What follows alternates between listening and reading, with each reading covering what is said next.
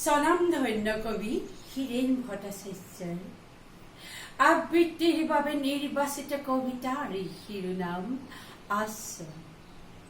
এদিন ৰাতি মই এখন নতুন দেশলৈ গৈছিলো। সেই দেশৰ হৃদয় জুৰি আছিল তাৰকা খচিত উজ্জ্বল নীলা এখন পতাকা।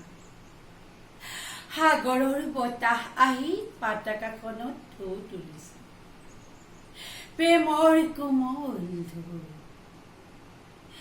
অন্ধকাৰে ঢাকি থোৱা অৰণ্যৰ মাজৰ পৰা উৰি আহিছিল গৰখীয়ালৰ আৰু পেপাৰ সুৰৰ দৰে এটি মুকুৰ। সেই সুৰ শুনি আহত পশুৰ দৰে মই লৰি পলাই আহিছিলো মোৰ দেশলৈ।